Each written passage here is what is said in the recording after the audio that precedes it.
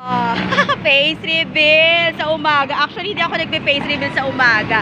Ang goal ng Madam UK ngayon is, like what I've said, nagsimula tayo ng first week of October, mga ma-redeem natin yung mga card natin. Ngayon, Operation Pakain Pusa tayo sa People's Park. At the same time, Mercury People's Park. And yung katapat ko kasi Mercury, South Market. I told you, lahat po ng Mercury here ay talagang binibilhan ko. Ang Mercury Drug po ay best for the beauty product. Madalas po sila mag-sale like Watson.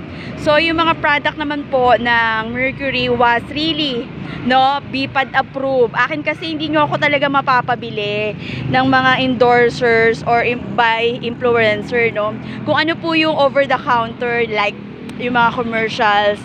Alam naman natin, yung mga napapanood sa advertising, yun. Nagwe-wait po tayo for the signal na kung saan ay, pupunta na tayo sa dapat puntahan. So, nag-reveal lang po tayo dahil, gusto ko lang i-flex yung aking eyeglasses, na kapag nagkaka-edit ka na, patindi ng patindi, ang kapal ng grado. So, like what I've said, puro na lang ako ganun.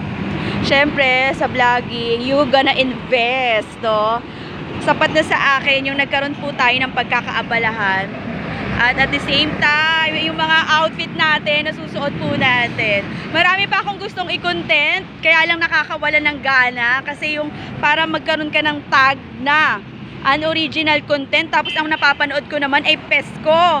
At boses ko ay even, subside, use their sounds. Kasi sabi ko nga, bakit inihahain nila yung sounds tapos makaka-copyright ka lang din ni Meta? Minsan unreasonable.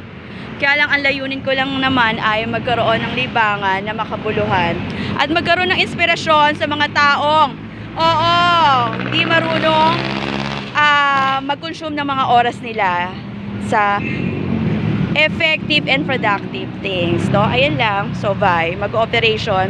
Redeem. Mercury Drug na tayo. I have 205 points. Sapat na yon sa maganda nilang payong pink. Bibila ako ng gamot Ibioli.